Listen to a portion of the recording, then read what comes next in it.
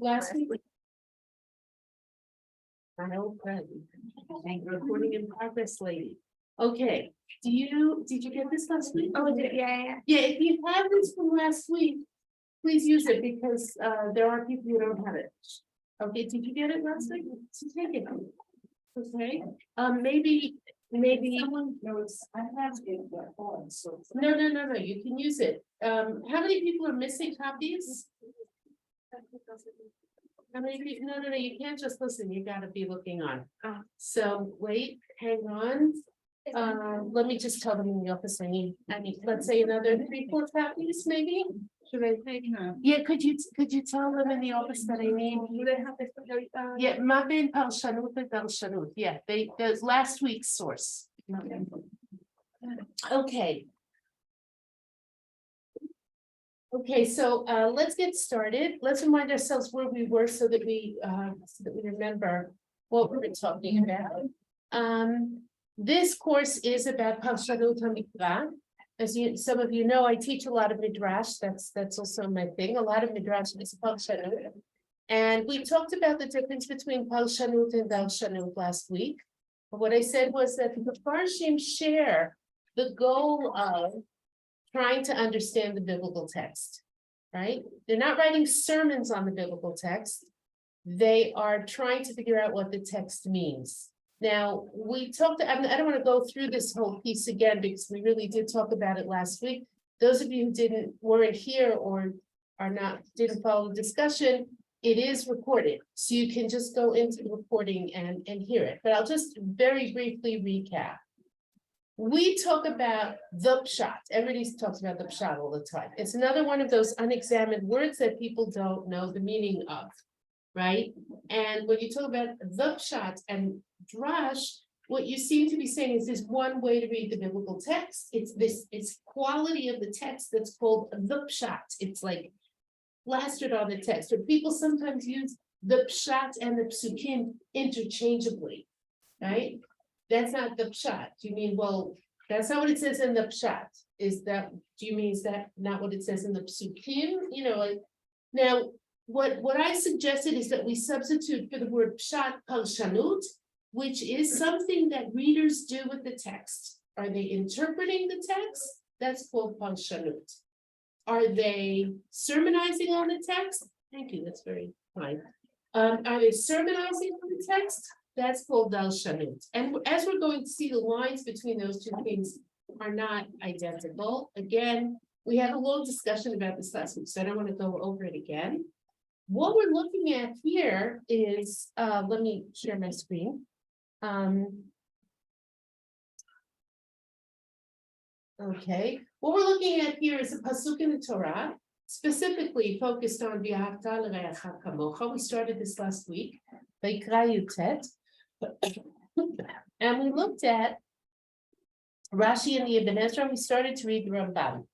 Okay, and what if you go back to the first page, the page with the psukim on it, which is Vayikra Yutet pasuk Yudchet.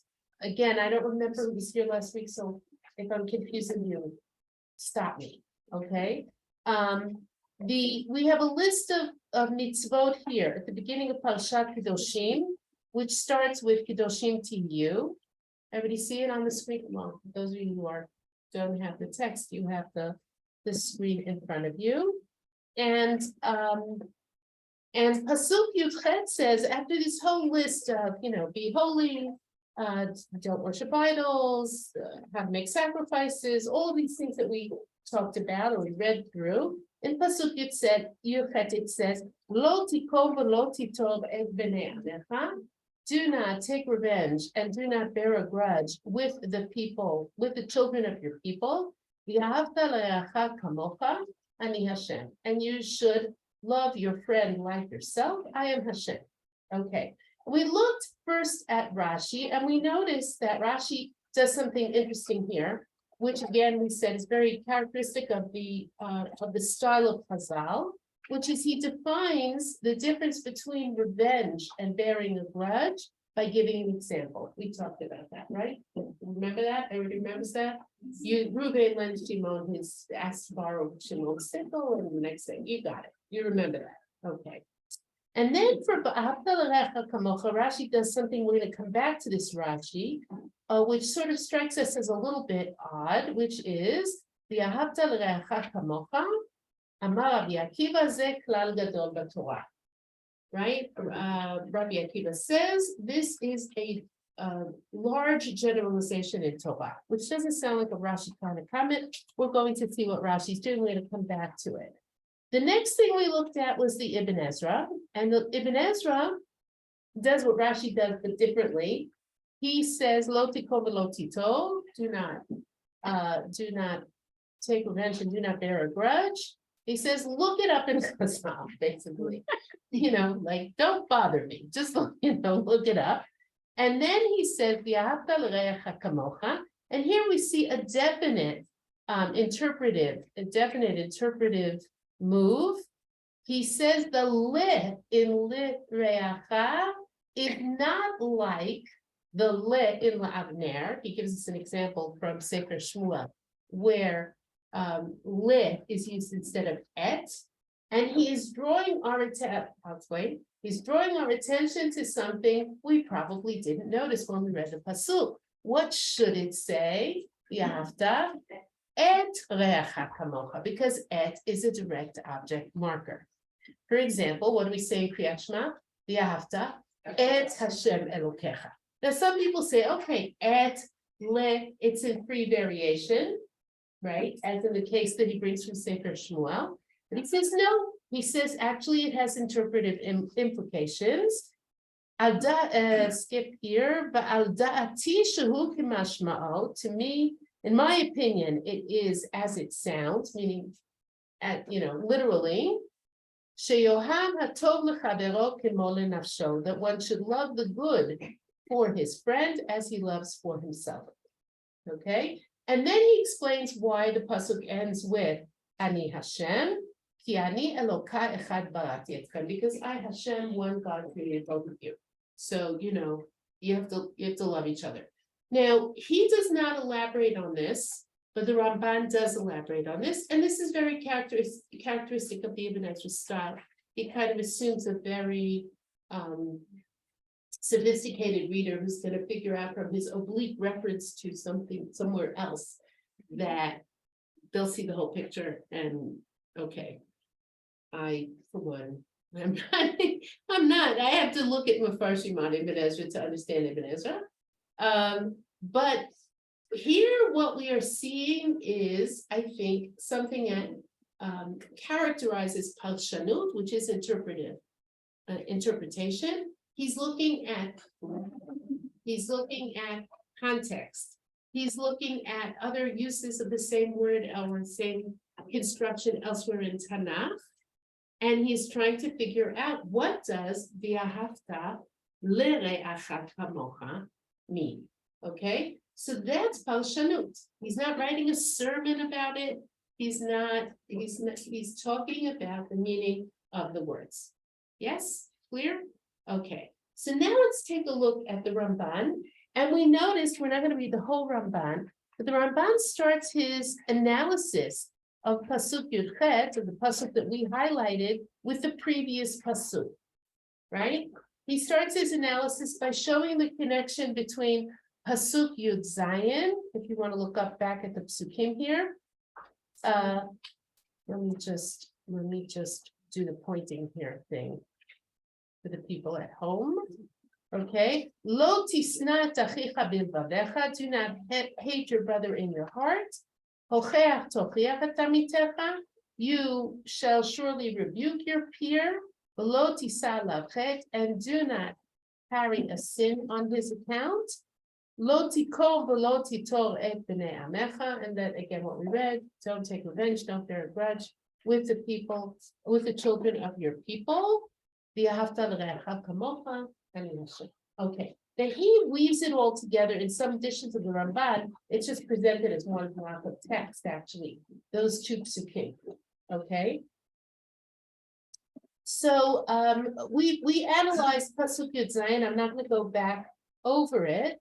But what I want to start from here. Here where it says Bereshit Chafalef Chapei, do you see it? On the sheet.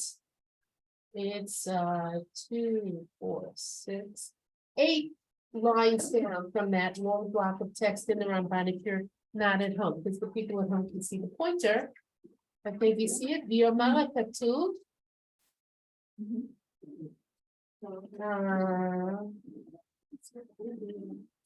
One second, let's skip a little bit. No. Okay, yeah, we're gonna read it here. V'yomar HaKatuv. Say the line. You don't see which line it is? 1, 2, 3, 4, 5, 6, 7, 8. After it says on the 8th line, Bereshit Chafalef Chapei. Do you see it in parentheses? You see it? Yeah. Okay. Oh, wait, it's in my, is the number, okay, so, okay. Just as a point of information, if you get confused, it's probably because your printer printed it out differently than my screen is showing it as. So don't hesitate to. Okay, anybody who needs the Maven Parshanim with Parshanim, the thing we're reading now, look at it here. Okay, does everybody feel caught up? Do you feel like you got it? Yeah. Okay, great. So let's keep going. So I'm going to read this little bit of the section here because it weaves together Pasuk Yud Zayin and Pasuk Yud Chet. V'yomar HaKatuv, and the biblical text says, Al tisnat achicha bilvavecha, do not hate your brother in your heart. Va'asoto lecha shelo kirtzonka, when he does to you with something that is against your will. We read this last week. Aval tochichenu, but you should rebuke him. Madua kacha asita imati, why did you do this with me? Sounds very modern, right? It's right. V'lo tisa alav chet, do not carry a sin on his account. Lechasot sinato b'libcha, to conceal your hatred of him in your heart, which brings us back to the beginning of the pasuk. Lo tisnat achicha bilvavecha, don't hate your brother in your heart. So don't hide it in your heart below tabilo, without telling him, meaning don't hide that hatred and don't tell him. Because when you rebuke him, he will apologize. He will apologize to you. Or he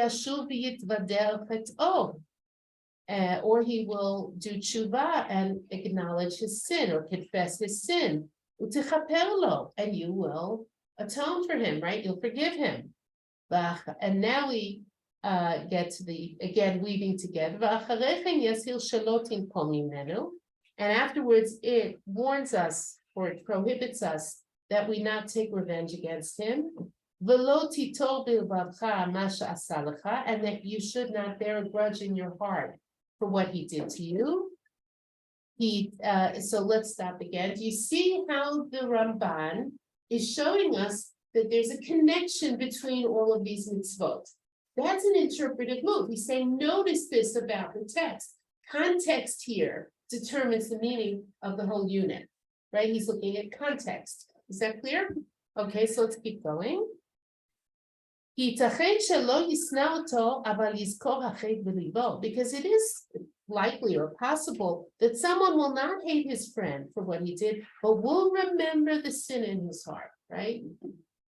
Right? The kind of person who like says, oh yeah, 24 years ago, he said that to me, and I've forgiven him for it, but I've never forgotten. It's all the women in the room are laughing because this is a woman kind of thing. I think, I mean, not to sound sexist here, but I'm sexist. I'm a feminist and I'm sexist. But I think, yes, it is a woman kind of thing to remember. It's like, what, you don't forget what happened when we were dating? Never, okay. Yeah, we've been married 67 years, doesn't it? So don't remember it. Don't hold it in your heart. Therefore,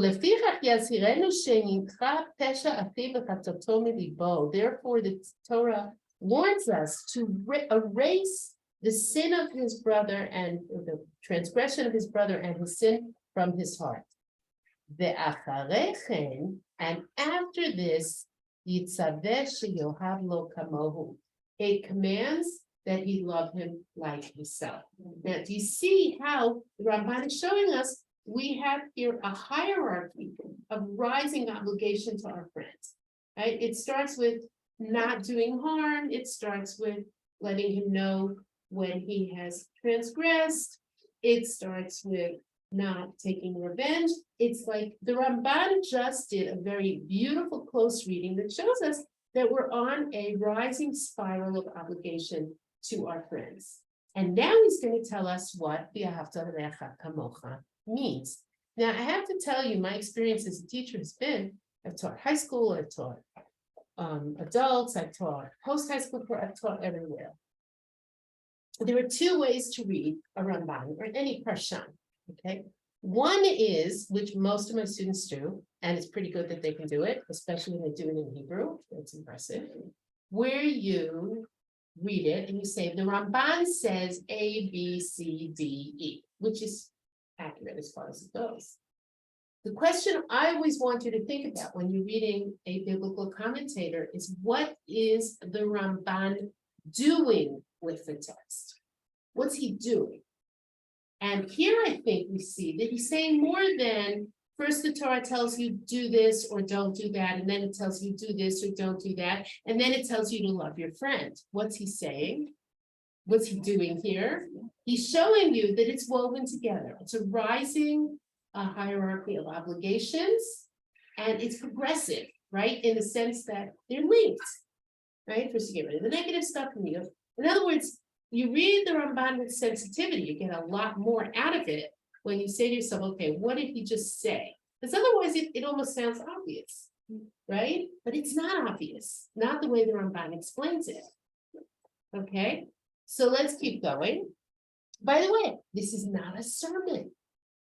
It's all pasuk based. It's all based on the language and the structure of the text, right?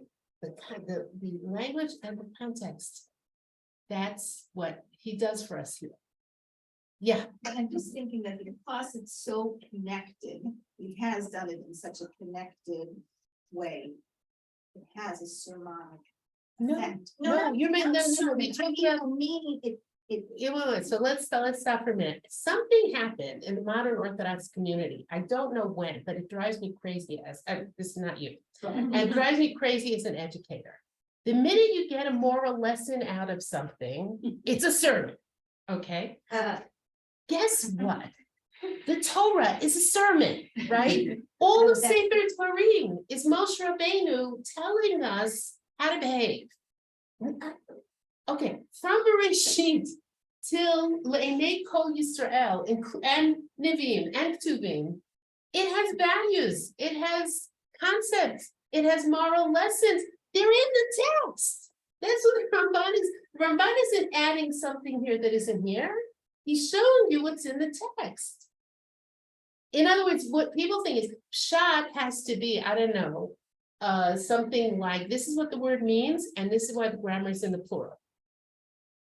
Okay, the Torah was written to teach us things. So yeah, there's a Musar Shmuz here, a profound Musar Shmuz, but it's delivered straight out of the words of the text.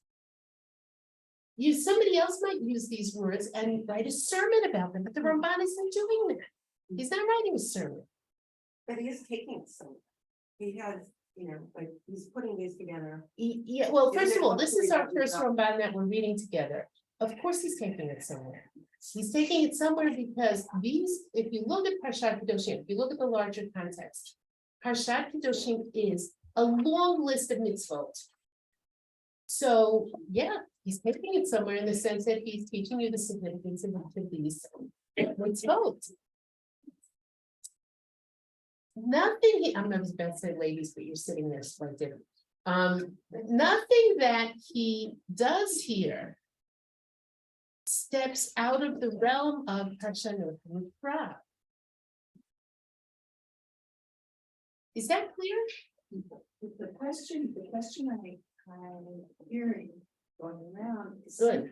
Help me. no, I somehow Shot is supposed to be just one thing. That's the No first way. mistake. That's Right, the but first. that's the question I hear, so anything that is not whatever that one thing is a certain, that's what I'm hearing, maybe I'm.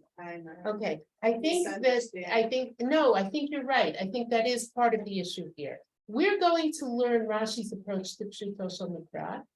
And at the end of it, we're gonna look at how the Rashbam talks about Rashi. And we learned something very interesting, which actually would have been obvious even without the Rashbam, but since the Rashbam says it, we have like a clearer understanding.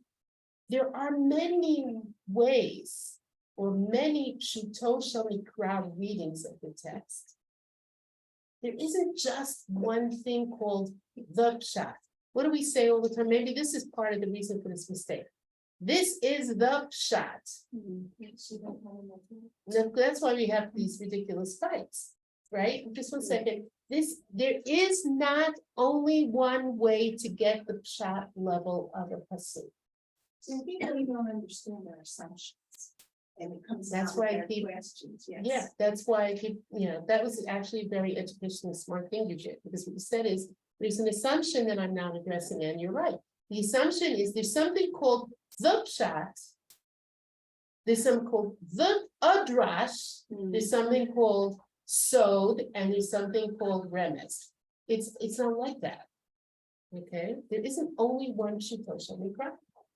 Yeah, what would How does that play with like Masorah in terms of, we have the Tanakh, or we have the Torah, Shlichus, and then how do we understand that the Church of Baal Peh came to help us understand that, and then centuries later, they were trying to go further? go further, so it. I think it'll be a little clearer when we talk about Rashi, but because Rashi's the first one. Sorry, everybody, not so good. Just asthma. Okay, but we're gonna come to that when I think that'll become clearer when we talk about Rashi, but let me see if I can answer it a little differently. There is a Midrash in Shemot Rabbah, and this idea appears elsewhere in Chazal, that even that question which a seasoned student asks his Rebbe in the Beit Midrash was given to Moshe at Sinai. What does that mean? It means that in some sense, Torah Shebaal Peh is recursive. When we say Torah Shebaal Peh, we use it also in more than one sense. Actually, there are probably 3 senses in which we use it. And Torah Shebaal Peh, in its Platonic, if you will, purest form, is the oral tradition which Hashem handed to Moshe at Sinai. Yeah? That's one meaning of Torah Shebaal Peh. The second meaning of Torah Shebaal Peh is the transmission of the Torah through the generations, Baal Peh. Okay? And the third meaning which we have is the meaning of someone says Torah Shebaal Peh, they mean the Mishnah and the Gemara, or Mishnah, Gemara, Midrash. Okay. Now, when we say, what do we do with that in terms of Torah Shebaal Peh? If what you're saying is, well, the Platonic Torah Shebaal Peh given to Moshe at Sinai, what do we know, or certainly how do Chazal view it? We don't have it. We have bits of it, but we don't have it because Lo Hashamayim. Chazal talk about this stuff all the time, right? The minute the Torah is given to human beings, they learn it, they read it, they interpret it, they make mistakes, they transmit it imperfectly. Or they discover things in it that their previous generations lost or forgot or didn't, whatever, didn't transmit. So that's a really interesting question here, but the fact is, and when we get to the Netziv, that's one reason I really want to work on the Netziv. The Netziv basically says Chidush is the point. Innovative readings is the point, and innovative readings have to be grounded. Now, it's certainly true that the Parshanim on the page, all of the people we're going to look at, all the Parshanim, don't come to the text as a tabula rasa. And one of the advantages of teaching people who have no background in Judaism that I have found over the years is they notice things that other people don't notice because they never saw it before. Like, wait, don't you know the story? No, I don't know the story. So they don't know the story, so they're reading it for the first time, so they notice things that Chazal noticed, perhaps, or that, you or I would not have noticed, because we all come to the text with prior knowledge. Certainly Rashi, the Ramban, the Ibn Ezra, the Sforno, the Nitziv, the Gorai, everybody comes to the text with Torah Shabbat Pet, Dahainu, Chazal in his head, right? And so he's not reading it as tabula rasa, and yet the Ramban can be Mechadesh read. The Ramban is able to give us an innovative reading. We never looked at it that way. We never noticed it. We never saw it, that there is a rising spiral. Okay, and that Kamocha is the culmination of something. Does that answer the question? So to come back to what you were saying, of course, it sounds like a sermon. This is actually a very unirritating sermon, right? Because very often when someone gives us a sermon, we get irritated because it's not particularly elegant, it sounds very blunt, and sometimes it seems very agenda-driven. The Ramban's reading the Psukim, and it's extremely thought-provoking. Why wouldn't it be? It's Torah, it's supposed to be thought-provoking. Does that make sense? Okay, I don't know what happened, somewhere in there, and this is a modern Orthodox thing, because you don't see this in the Haredi community. You don't see this tendency to say, you're straying from the shot, whatever that is, it's more organic, it's less threatening. I don't know what the deal is, but that's a thing. Play with order. Well, yes, in certain ways, yes, and in certain ways, no, right? It's nice. I teach across the board. I get to see a lot of different things. Yeah. So would it, and I'm, again, not necessarily trying to argue with the Haredi's way of thought when it comes to Torah, but doesn't that come more from the fact of less discernment and just being able to accept, like, meaning take everything at like face value and not examine what's what? It depends who you're talking to. But I mean, I've studied in Haredi. So did I. And like, I guess like a lot of it comes from the fact that like, they're just like, like, we're not looking at things from an objective point of view. Okay, but so- everything is just kind of like, we'll take it all because it's all, like. That's the difference between Haredi girls and Haredi boys education. The Haredi boys, whether they want to or not, simply doing a lot of Gemara, their thinking is very critical. They will ask those questions, they will argue those points. Okay, but you know what, I don't want to do the sociology of Jewish education, even though it fascinates me. But I think you're right, it's an underlying assumption with which we're coming to. There's something called the pshat, and the pshat has to be clinical and dry. Well, the pasuk isn't clinical and dry. So the pshat isn't clinical and dry because it's reading the pasuk. Yeah, last question, because I want to move on. When you Yes, see, let's say Rashi quoting a midrash, we're gonna was do that Rashi. taken from us? Was it? Rashi uses the midrash as raw material. That's still based for on his the parsha. pasuk, so then it's not really a midrash, it's really a shot, because it's midrash based on No. pasuk, like where does that? Parshanut, not pshat. There's lots of different shots. Okay. Right, wait till we get to Rashi, please, Well, please. anybody do it. Okay, wait till we get to Rashi. Okay, so let's go back to our ladies in the cloud. If you have a question, feel free to ask, but we're one of the reasons this class is going so slowly is because the minute you start thinking about these terms you have used for so long without addressing them, is it gets a little, wait a minute, I didn't think of that before, what does that really mean? And then it starts to get knotty, but I want to deal with it from the texts, okay? The time, and don't be intimidated if I get frustrated when you ask a question, it's over 40 years of teaching 18-year-olds does something. So no, and any question is legit and there's no problem, but ask whatever you want, don't hesitate.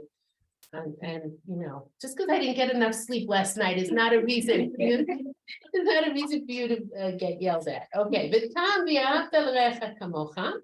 Now he's going to explain, now that we have actually come to our phrase that we want to understand. And the reason that it says v'ahavta l'recha kamocha, or the meaning of v'ahavta l'recha kamocha, haflaga, it's an exaggeration, it's hyperbole. He's saying v'ahavta l'recha kamocha is hyperbole. That is to say, if something is hyperbole, we don't take it literally. Okay? Like if I say to you, it took me 40 hours to get to Matan today. You know that it took me 40 hours. It took me about probably 10 minutes more than I estimated it should take me, right? You know that that's hyperbole. So that he's saying it's hyperbole.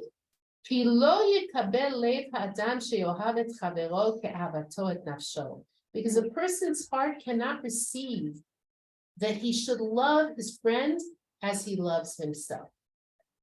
Meaning, we can't take it literally. We could maybe argue with this, but we'll talk about that in a minute. Raman says we can't take it literally because it's unattainable. It's a mitzvah that would be unattainable. Why? Because you can't love somebody as much as you love yourself, right? That's what he would say. Let's keep going. Ve'od, shekvar ba Rabbi Akiva v'limed, and also Rabbi Akiva already came and taught us, chayecha kodmin l'chayecha delcha. Your life takes precedence over the life of your friend. This is a more, I would say, objective proof. What's he saying here? Yeah. That, like, we have this idea that already you're, and specifically brought down by Rabbi Akiva, which is, I don't know, to me seems important, Okay, because he's the one who says, you have. well, the halacha is like Rabbi Yeah. Akiva. In the discussion in Bava Metzia, the halacha is like Rabbi Akiva, which is what? That you have to put yourself, your life, before the life of your friend. That's right. The case is the famous case. This is an early version of the trolley problem sort of thing. Okay, you have two people in the desert. There's one flask of water, right? If you both drink, you'll both, if one of you drinks, he will live, the other one will die. If both of you drink, you both die, right? Who gets the flask of water? So according to all the opinions, if the flask of water belongs to you, chayecha kodmin. Your life takes precedence over your friend's life. This is a halachic determination.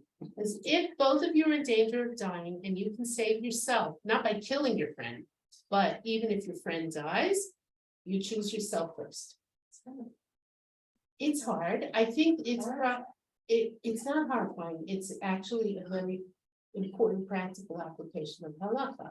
You have a dilemma here. I mean, look, we've seen this if let's say, unfortunately, within our lifetimes, right? We know situations where if you stay with this person, you'll die. If you leave, you'll live, right? What do you do in a case like that? You have to leave. You have to leave. If there's an earthquake, somebody's trapped in the rubble, the firemen come in and say, you gotta get out, this place is gonna come down. You're free, the other person, you can't free the other person in time. What do you have to do? Lahalacha. You have to leave. Does that mean you don't feel guilt or pain or suffering? No, but you have to save your own life first. Now, chayecha kodmin, your life takes precedence, is a halachic principle. Right? What would v'ahavta l'reacha kamocha, take it literally? What would it mean? It would be a contradiction of that principle. So he says we have a clear limud, we have a clear teaching in Torah Shebaal Peh that tells us we are not meant to take v'ahavta l'reacha kamocha literally. Okay, as opposed to that we do take literally. Okay, it's hard to attain such a high, but it's different. Okay, in other words, here the Ramban says, if we take it literally, it's an impossible mitzvah. It is not, we are not capable of doing that mitzvah, right? Okay, but if even if you don't like that proof, because you could say, well, that's your value judgment, that's what you think. Maybe if we really tried, we could. Okay. But he says, well, we have a clear contradiction between this and a halachic principle. So no. Right? So no, we can't take it literally. Okay, it's from Bava Metzia Samach Bet. So what does it then mean? Ella mitzvat Torah, but rather the mitzvah of the Torah is sheyohav chavero b'chol inyan, kasher yohav et nafsho b'chol hatov. That he should love his friend in all matters as he loves for as he loves himself in everything good. He'll explain, this is the Ibn Ezra, but he's gonna explain it better. I shouldn't say better, so he'll explain it more explicitly. What does that mean?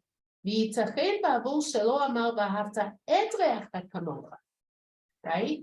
It could be, it seems likely that, it is likely that because it does not say you should love et reacha kamocha, right?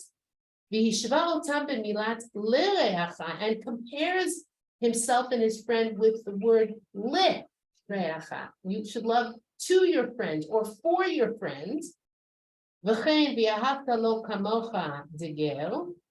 And similarly, when it says in Vayikra Yutet Lamed, you should love the ger like yourself again. V'ahavta lo kamocha, right? Not oto kamocha.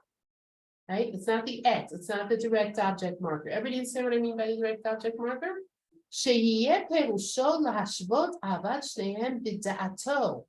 Its interpretation is that one should make an equivalence of the love for both of them in one's head.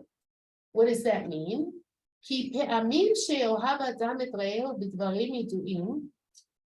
Because sometimes a person loves his friend in matters that are known. To want good for his friend in wealth, but not in wisdom, and similar things. And even if he loves his friend in all matters, he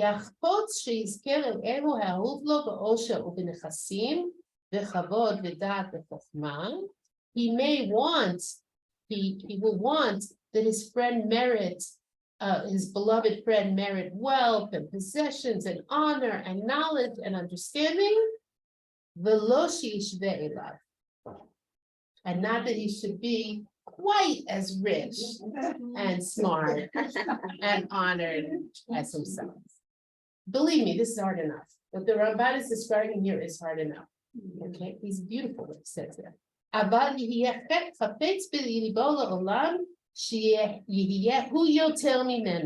But he will want in his heart always to be more than his friend, the chol tovan, everything that is good, right?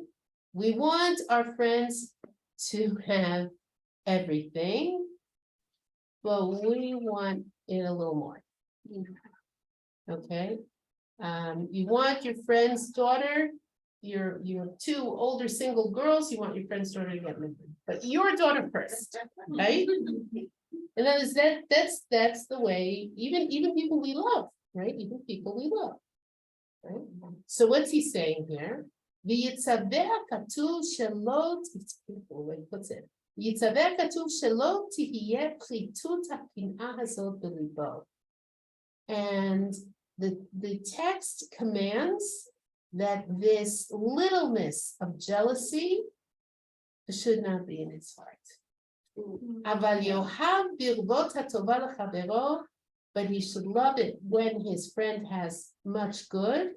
Kasher Adam osel nafsho, like for himself. What is v'ahavta l'reacha kamocha? Is you should love what is good for your friend as much as what is good for yourself. Believe me, this is hard enough. V'ahavta kamocha means not you have to give him your bottle of water. If you're in the desert and alone and you can survive. By the way, the halacha is if you share the bottle of water, if it belongs jointly to both of you, you both drink and you both die. Right? You can't take, if it's your bottle and it means I drink it, we won't both get there. That's a hard choice, but that's the choice. If it belongs to both of you, you have shared water. Then you both drink and you both die. You don't take it away from your friend if it's shared, right? But what he's saying here is something else. And he says another beautiful thing. V'lo yitain shiurim ba'ava. He should not give measurements when it comes to love. Right? That means I want my best friend, whom I love, to have a beautiful home. But I want her to be less smart than me. Okay? Or I'm making measurements, I'm measuring it out, right?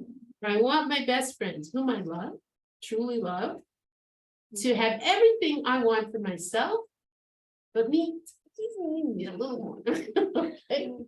That is measuring, right? I'm comparing, I'm making shiurim. We talk about on Yom Kippur drinking shiurim, measured bits of food and water. Stop comparing, stop measuring, stop. You should want with a full heart everything you want for yourself. You should want for your friends. Okay, it is first and foremost the mitzvah of the mind and heart. Okay. Valken Amar Yehonatan, and that's why it says about Yehonatan, Ki ahavat nafsho ahivo. It's an interesting expression in Shmuel Aleph. You should look it up. Parak Chaf Pasuk Yud Zayin. After David kills Goliath, it says that the soul of Yehonatan was connected to the soul of David. Ki ahavat nafsho ahivo. And he gives all of his clothing, which is essentially saying, I give you my status as the prince, right? He's giving away all of his clothing to David, which in the ancient world was a big deal, especially for the son of the king. And because Habat Nafsho, he loved him as much as his own soul, right?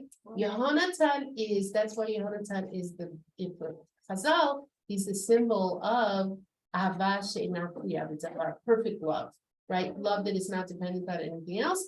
Because he totally shares himself with David, right? He totally gives it away to David. Because he had removed the quality of jealousy from his heart. Later on, when Shaul is persecuting David, he says to David, I know you're going to be king over Israel. I will be your second in command, which is that's loving someone as much as you love yourself. Or less. No. He's loving David. You have to read the Psukim if we're going to be clear, right? But he's loving David. He wants for David what he himself would want, right? And he accepts completely without any jealousy, which Shaul is not able to do. That David is going to be the next king, right? I have a question. Does it ever talk about him like struggling with that or not? It's not. No, apparently he didn't struggle with He it. didn't struggle with it. Apparently he didn't struggle with it. He drove his father crazy that he didn't struggle with it. He was a rare person. He was a rare person. Most of us to get to that place have to struggle very hard. Okay. Yeah, So if this is something that's a mitzvah, it's not, it's like such a high level. Yeah. Mitzvah. before you start with taking it literally, it's very. Right. Yeah. It's very, very, very high. So if it's a mitzvah, it's so It's a very, mitzvah. it's a little, we're almost saying it's a little bit like counter human nature, like we're It's certainly, a lot of elevating mitzvot are human counting in the nature nature. to a very, very high level. Yeah. And we're thinking that this is a, Lo tachmod, for example, is a mitzvah. You're not allowed to covet your friends anything, right? yeah. It's against human nature. Yeah. Lo ta'aneh, don't lie. Lo tishaker ish etam be'amito, don't lie. It's human nature is to lie. Look at children, and that's human nature. And what are all of these mitzvot meant to do? You're supposed to strive. Sometimes you make a mistake or you do something bad, but the mitzvah is work on yourself. The Avdat Hashem Elokecha is not something you attain overnight. The love of God. I mean, if you're a little kid, maybe it's at a very sort of simple, primitive level, and Kabed et avicha v'et imecha is against human nature.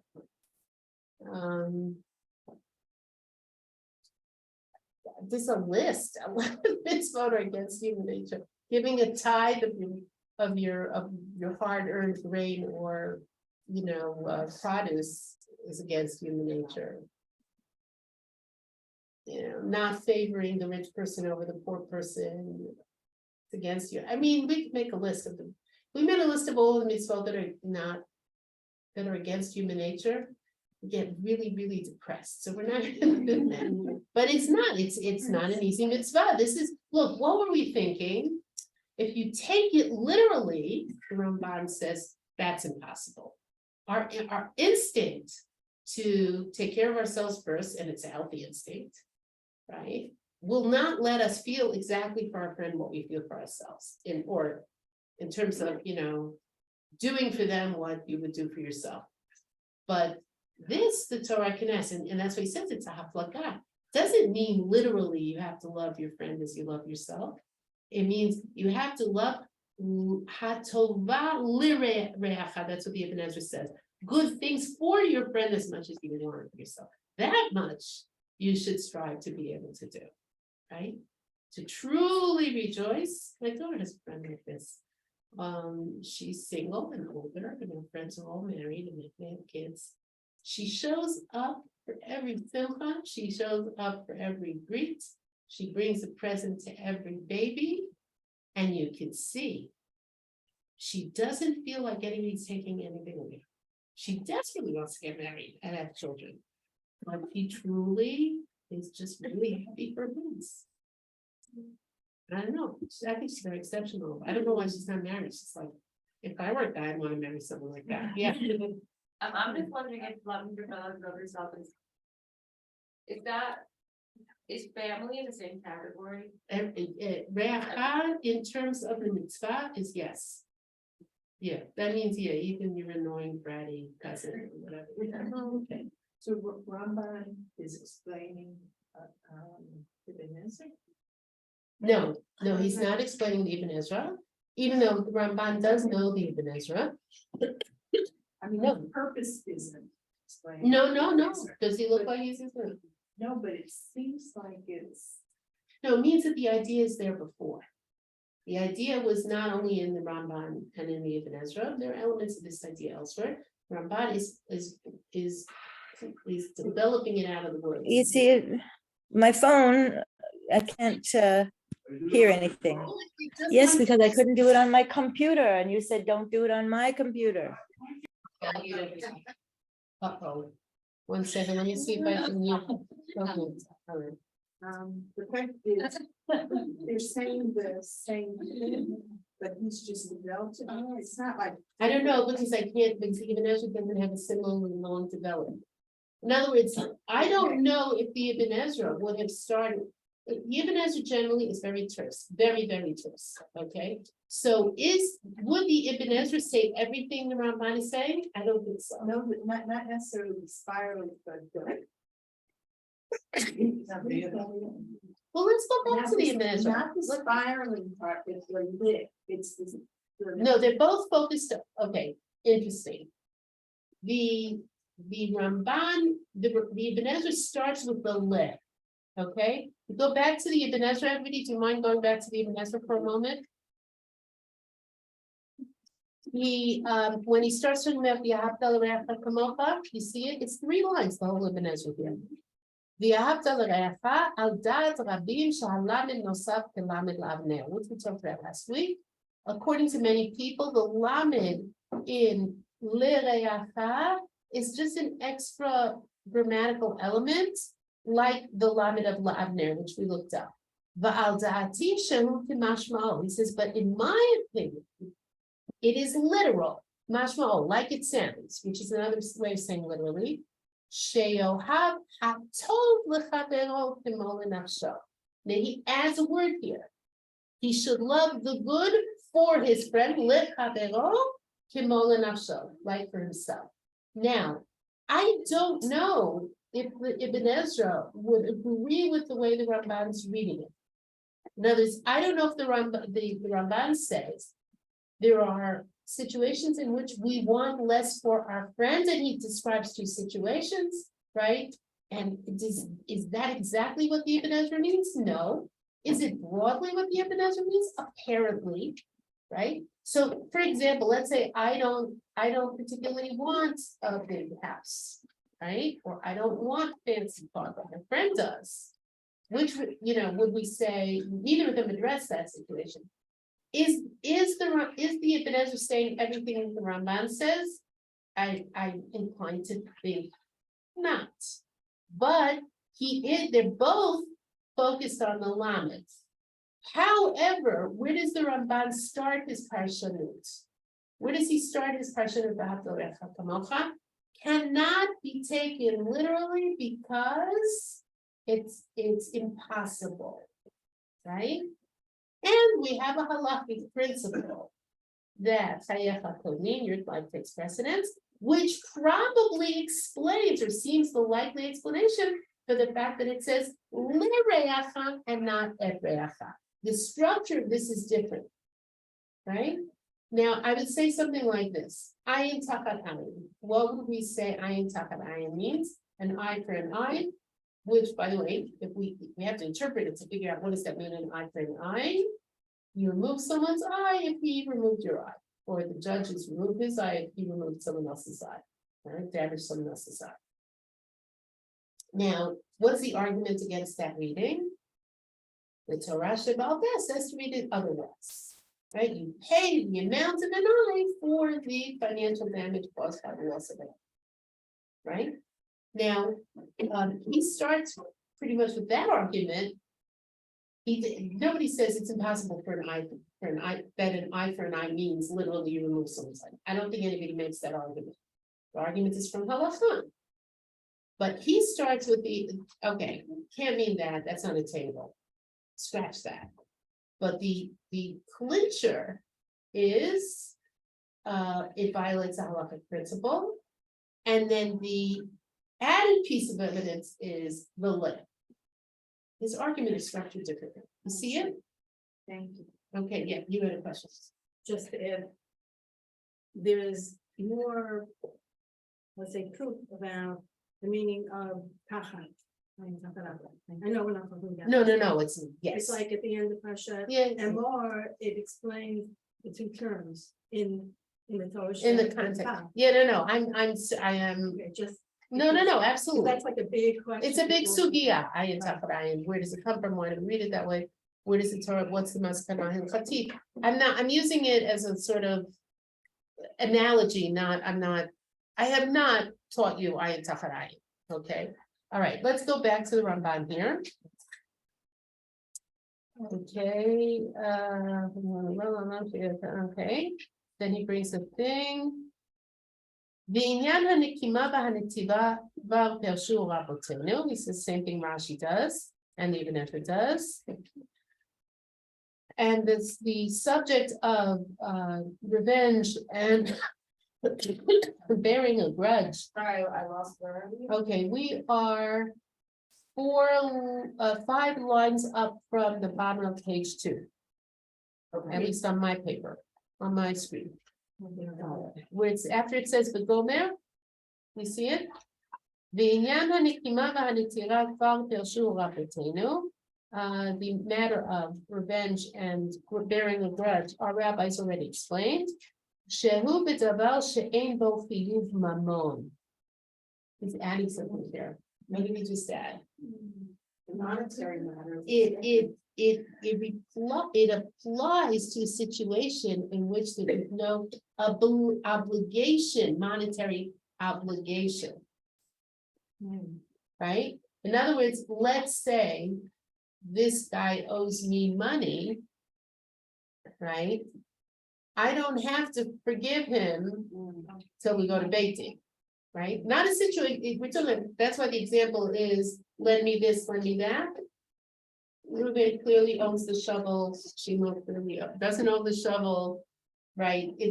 But where there is an obligation of money, it's a little bit different. Hashileni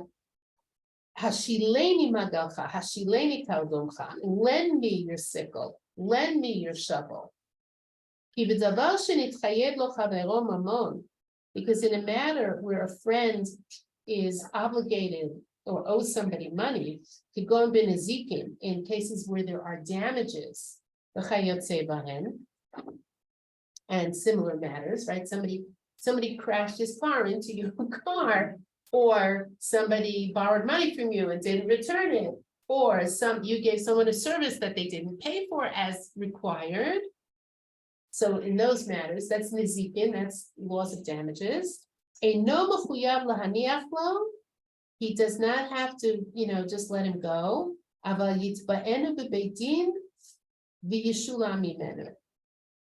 Okay, but he can sue him in Beit Din, and he should be paid by him, right? You're not obligated to, you are permitted, not permitted, it's worthy to pursue a debt that someone owes you, or an obligation that they have to you, a monetary obligation or damage that they did to you.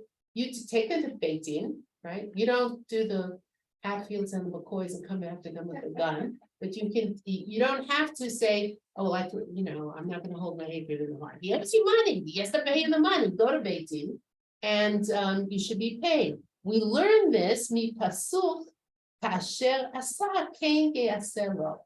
As he did, that should be done to him, which would seem to contradict the revenge idea, but it's talking about a very specific case. Someone didn't pay you for installing the air conditioner, right? Take him to Beit Din. You don't have to say, oh, I'm not going to hold a grudge in my heart. I'm not going to be nice to him because he did this to me. I'll take him to Beit Din.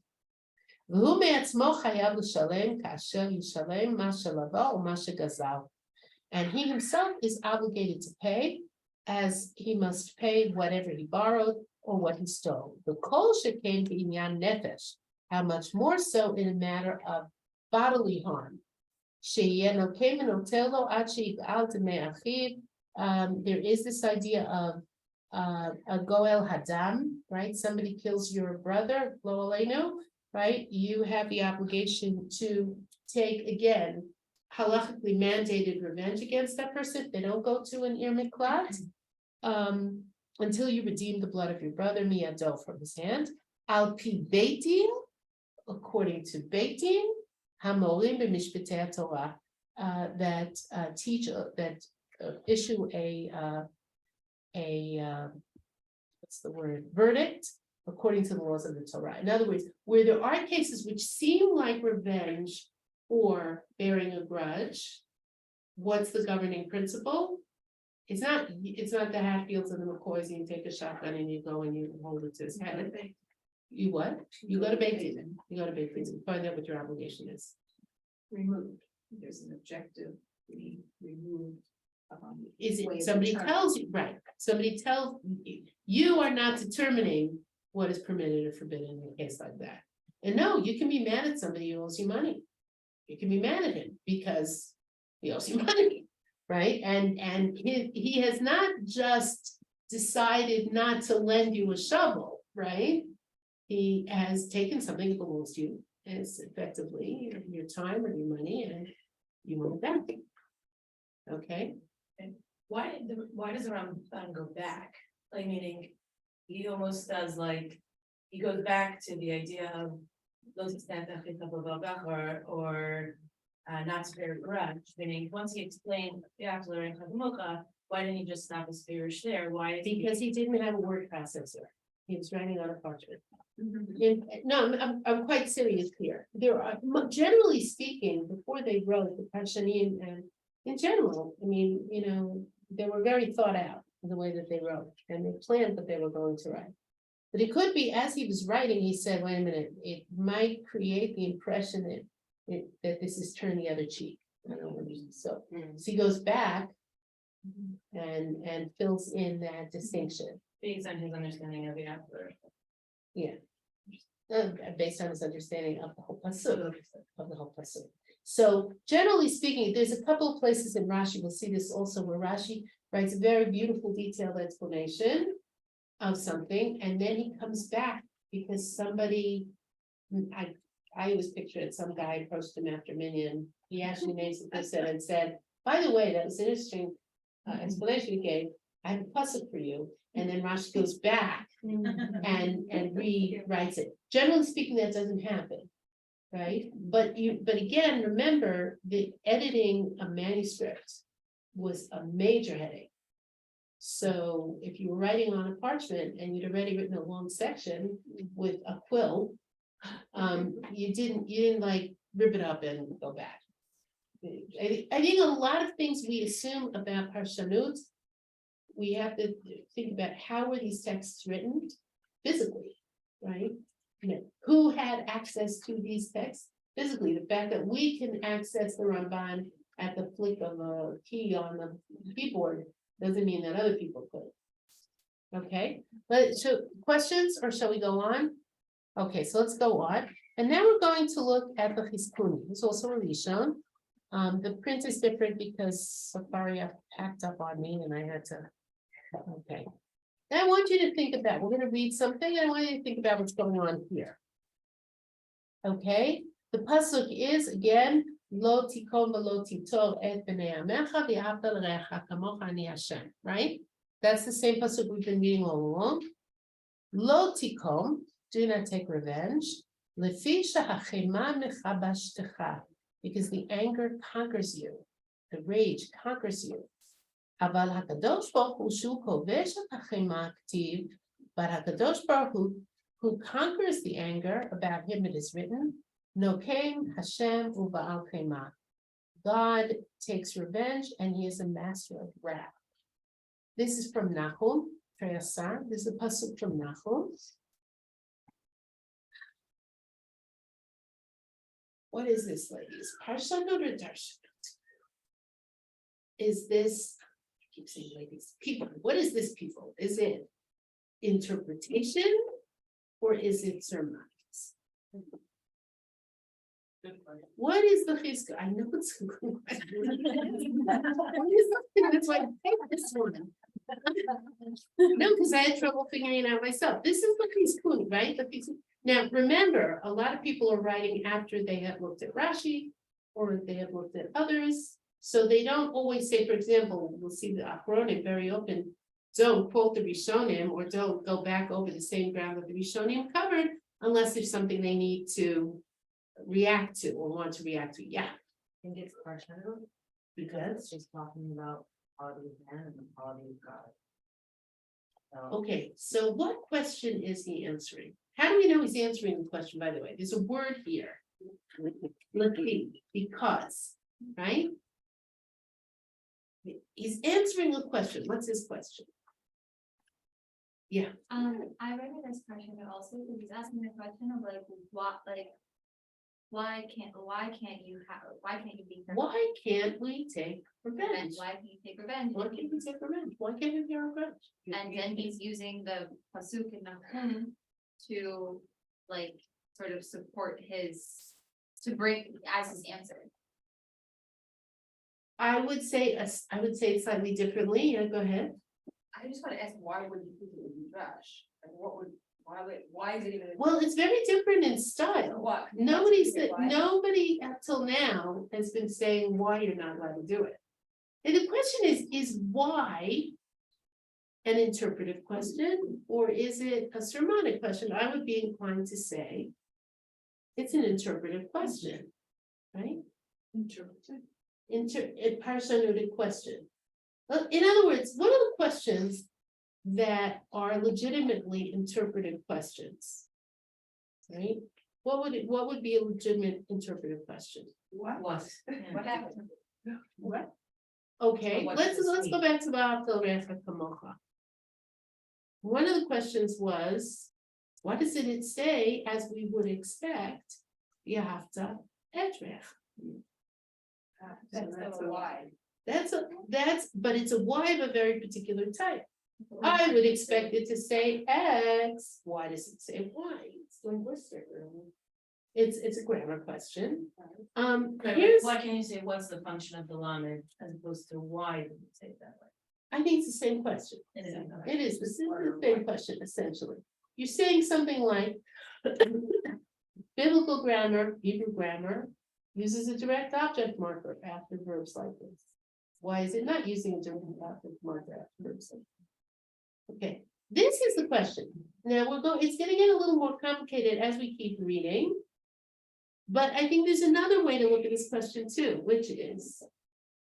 He's reading with an assumption that imitatio Deus, imitating God, mahu rachum v'chatai yerachum, just as God is merciful, you have to be merciful. He's reading with that assumption. Right? What does the pasuk in Nahum tell us?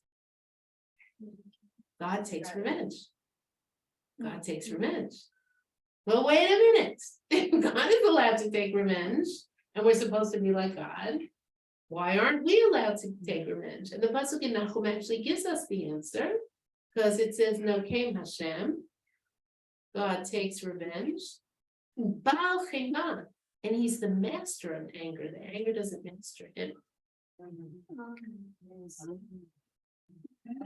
Which gives him his answer to the question, which he plugs back in, because the anger masters you, it takes you over. And another way to look at what the Chizkuni is doing here is, we've been reading the Ahavta l'reacha kamocha in the context of the pasuk itself, that's what Ibn Ezra does, or in the context of pasuk Yud Zayin Yud Chet, which is what the Ramban does. And as we will see, also Rashi reads it in the context of the whole Parsha Kedoshim. We're going to talk about that. Okay. What is the Chizkuni doing? He's reading in the context of the Tanakh, right? In other words, there are Parshanim who say, wait a minute, how could this pasuk say this when that pasuk in, I don't know, Dvarim says that? What's your context when you read the Tanakh? Okay, now the Parshanim know the whole Tanakh, right? Chazal knew the whole Tanakh. So if you read Vayikra Yutet in the context of the whole Tanakh, by the way, the Ramban did something similar, right? When he said there's a difference between lo tikom v'lo titor and kasher ya'aseh lo kasher ya'aseh lechan Vayikra, as he did to you, ya'aseh lo will be done to him, which is describing the case where we are talking about Beit Din, somebody owes you money, right? So I think, we could say, yes, this is an interpretive question. How come Hashem is vengeful and we're not allowed to be vengeful? So you would say, one would think that you could be vengeful because God is. Why is Nahum praising God with the statement, God takes revenge, right? If revenge is a bad thing, okay? Why is Nahum talking about God as the master of wrath? If we're not supposed to get mad, Okay, so he solves the problem in Nahum, and he also explains something here. What is wrong with taking revenge? Human nature, right? We want to take revenge. By the way, if someone hurts you, you might even justify it. If I don't hurt him back, he's gonna hurt me worse, right? And we're not talking here about wars or stuff like that. They have different rules, but between people. So I think so far we can call this Parshanut. Okay. Yeah. Oh, okay. Let's keep going. V'lo titol, and do not bear a grudge. B'mamon diber hakatuv. The text is talking about money, about the shel, but when it's talking about bodily harm, you are not obligated to forgive someone until he apologizes. If somebody strikes you physically, if we're talking about possessions, that's one thing. If someone strikes you physically, you don't have to forgive him until he asks for your forgiveness. I assume that's the halacha. Okay, so is this interpretive? Yes. Maybe. It could be a halachic discussion. Is a halachic reading of the text interpretive?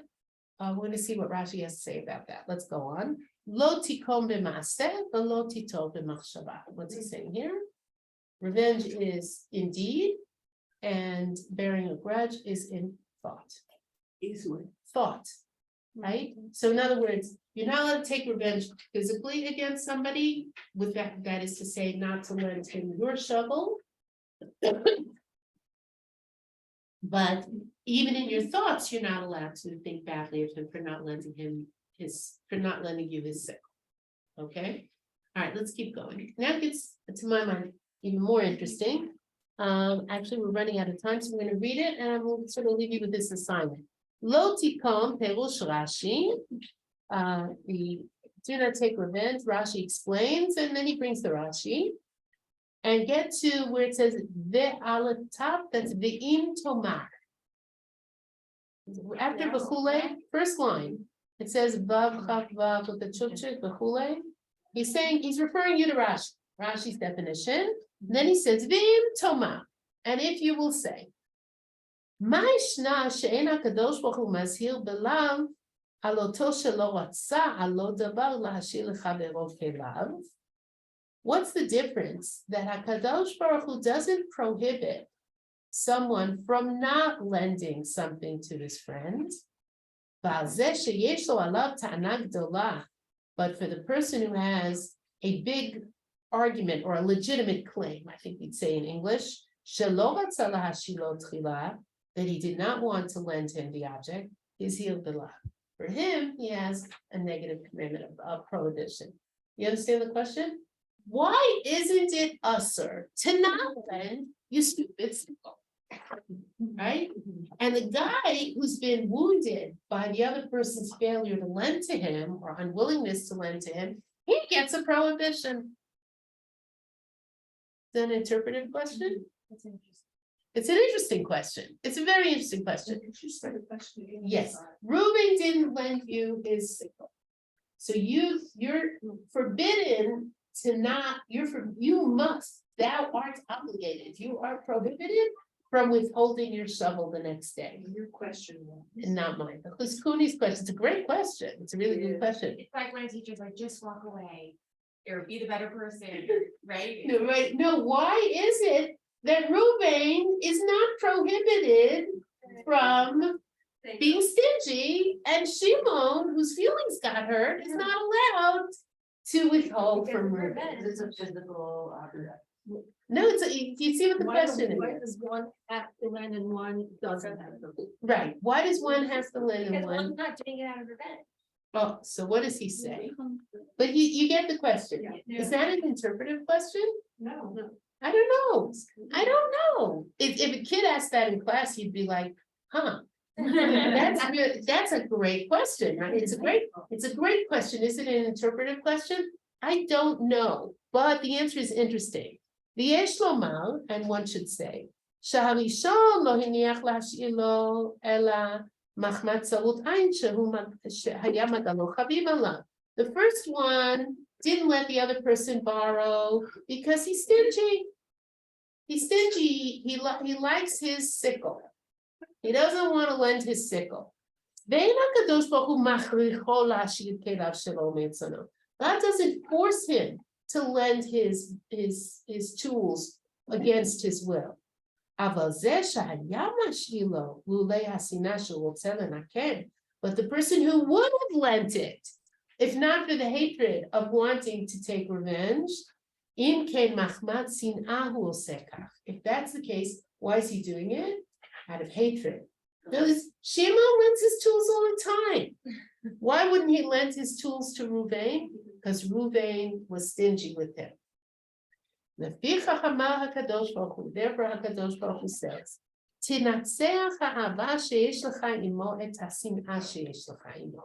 let the love that you have for him conquer the hatred that you have for him. And from this, love will come into the world. It's a beautiful, beautiful answer. Is it Parshanim or is it Darshanim? That sounds Josh, because it's like level coming to the world. Well, the Ramban uses very poetic language too. What do you think? He's connecting the two parts of the pasuk. He is connecting two parts. My answer is, I don't know. And this is something that I wanted to bring an example where there's certainly elements of Parshanut in the Chizkuni's commentary on this text, right? There are elements of Parshanut. I would say the first and the second part are elements of Parshanut. They're definitional, or they're looking at another pasuk that seems to contradict this pasuk. They're recognizably Parshanut. What I'm saying is, when I make this rigid distinction between Parshanim and Darshanim, the thing to bear in mind, I better stop. I better stop this. I don't want to do this. What are the elements of Darshan? No, I'm just saying, there's Parshanim on one hand and Darshanim on the other hand, and there's also gray area in the middle where you say, well, you know, is this Parshanim or is this Darshanim? We'll come back to this next week, okay? And then we'll just take one more, look at one more example, and then we will start our next topic. Okay? It reminds me of what you said about how you were in our midterm class about how Chazal weren't concerned with. how Chazal weren't labels concerned, are but the Parshanim are more concerned. We'll see I why. don't- Okay, but we'll come back to it. Okay, everybody. See you next week. That's right. Shabbat shalom. I know we're moving very slowly, but that's the way I teach, you know. Deep, we'll go deep. Okay. That's the only way you don't end the class. Linda.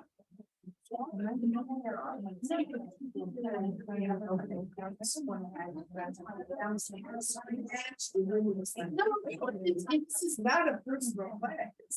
no, but if there was something that I, you know, didn't want to. Hi, I really enjoyed the class. Are you doing any other room? I'm only here for 3 weeks, so I'm trying to get as much as I can. I teach the teachers program and that's. Thank you. I had it already. No, here. I just didn't realize it was the same. No. So nice to meet you. So you don't have any others that would be available? Okay, I'll wait for next. I don't understand what the criteria for determining something that's quoted by a parshan in the context of the pasuk can be a midrash. I didn't say it was in the other. She said it was in the other. Drasha, right. Let's see. If someone is on the page and then you throw it down. Like what I want to know is how, if you said it's unclear if it's parshan or darshan, I want to know how somebody could argue the opposite. Sometimes. I'll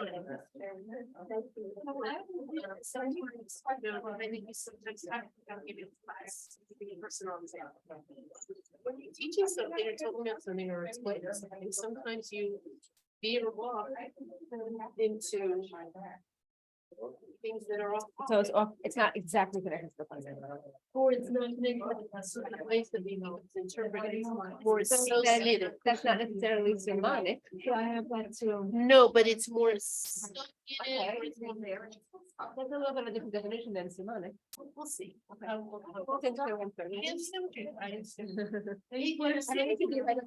I've been trying to. What I'm saying is that these rigid